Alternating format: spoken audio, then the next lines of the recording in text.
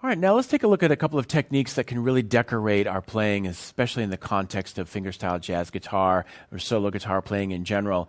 And that is the concept of using artificial harmonics. It's a great way to decorate your playing if you're doing a chord flourish or an introduction to a song, an ending of a song. It's a really nice technique that just sounds beautiful and is very popular with jazz guitarists as well as guitarists in all different styles of music. So let's just take a look at the fundamental technique.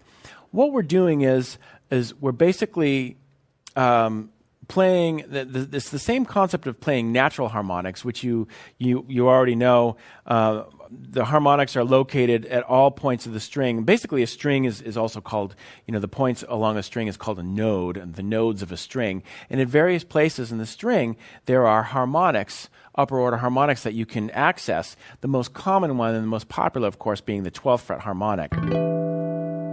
Now, what's important to note about that is basically we're playing the open strings up one octave, so that would be 12 frets. And then when we actually play the harmonics, we're positioning our finger over the fret, not in between as we normally would fret a note, but over the fret. Okay? So that's basically the concept of natural harmonics. So with artificial harmonics, we're replicating that concept. We're replicating the concept of dividing a string by its different points or different nodes and playing the octaves or an octave plus a fifth, sometimes even 2 octaves, which gives us a chimey, sometimes called a harp effect to playing this. So before we check out how to play artificial harmonics, let's just get the technique together in terms of playing single note harmonic lines, and we'll start by using the 12th fret natural harmonics. So if you look at the example here, what we have is basically 2 things combined, 2 moves combined. The first move is plucking the harmonic, which again, right now will be on the 12th fret. The way that I like to do that, and most people like to do it, is by using your index finger on the right hand to sound the harmonic. So basically, instead of using your left hand to play the harmonic, now you're sounding the harmonic with your right hand. And the way to do that is to use your index finger to place the harmonic, and then you pluck the string with your thumb right underneath your first finger. So maybe as a warm-up exercise, you could just go through and pluck every string with this 12th fret harmonic. Just to see how that feels. So that's the first part of the motion, is just plucking with your thumb and using your index to kind of, draw the harmonic or shadow the harmonic. The second part of this technique is to follow that up with an open or a natural string, a non-harmonic note, which in this case will be an open string. So if you look at the example here, let me just play the example and we'll break it down. We have, what we're doing now is playing a melodic line that alternates between a harmonic and a non-harmonic. The non-harmonic is going to be sounded or plucked with either the ring finger on your right hand or the pinky. It's up to you. Everybody's hands, this is one of those fingers will be more or less comfortable for you. So I would just recommend playing that example with both the ring finger or the pinky and see which one you like better. But again, it's combining these 2 steps. The harmonic, which is initiated with the thumb plucking the first finger that's drawing or shadowing the harmonic, followed by the ring or the pinky playing the open string. And the open string is 2 strings away. So we have a G harmonic on the 12th fret, followed by the high E. And then you just continue that pattern in a descending way. Harmonic G, open E string.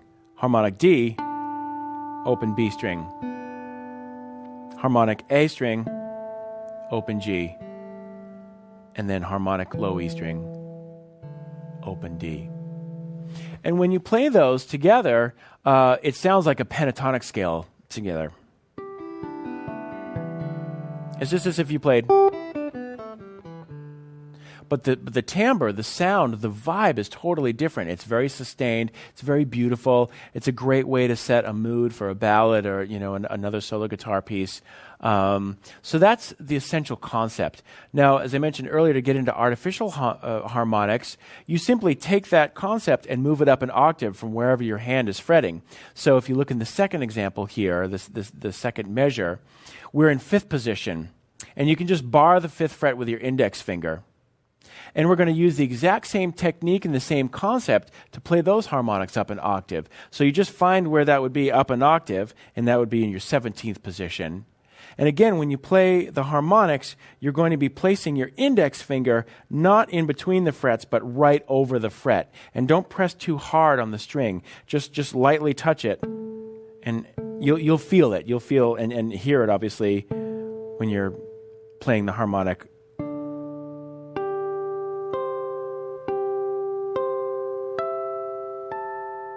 And they should sustain. That's part of the charm of this technique, is that they sustain and ring out. So if we were to apply that same technique of alternating between harmonics and non-harmonics, we use the exact same pattern with our right hand. But now we're on the 17th fret using artificial harmonics.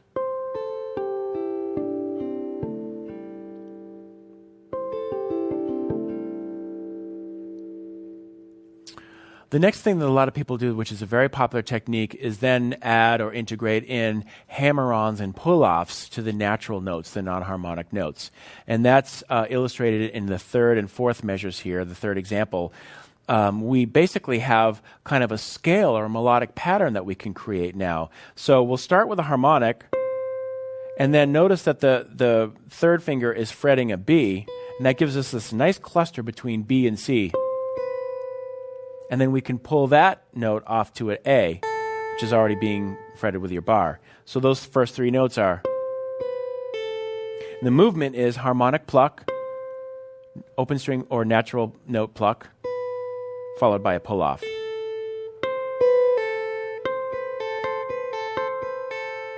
We can take that same move and apply it down one set of strings. And then harmonic, natural, harmonic. And you can even go back up, as in the example.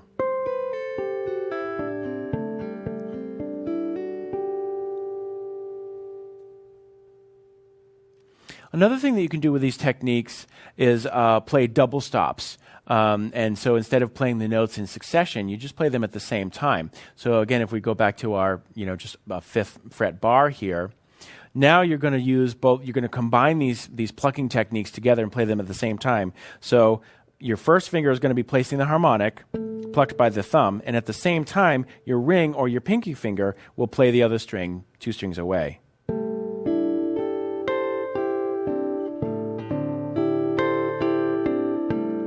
And what's cool about this technique is you can move it up and down chromatically.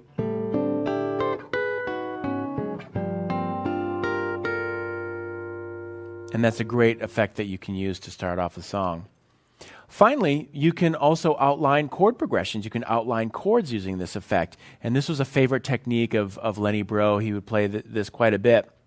So fluent with his technique that he could actually solo with it and play little chord solos using only harmonics.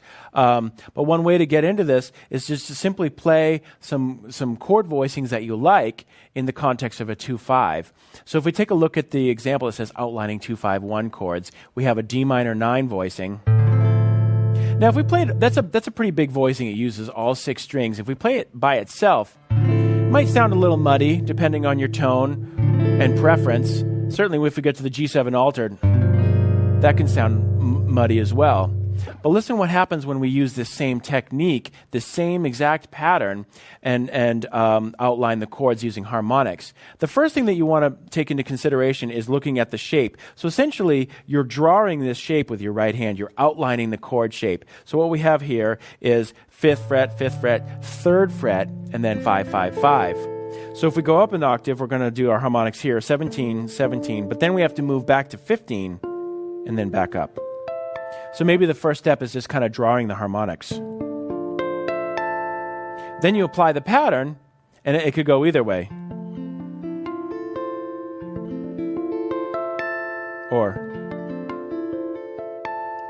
then the G7 altered. Now instead of sounding, kind of muddy, now it just opens right up and sparkles. And then maybe end with a 1 chord,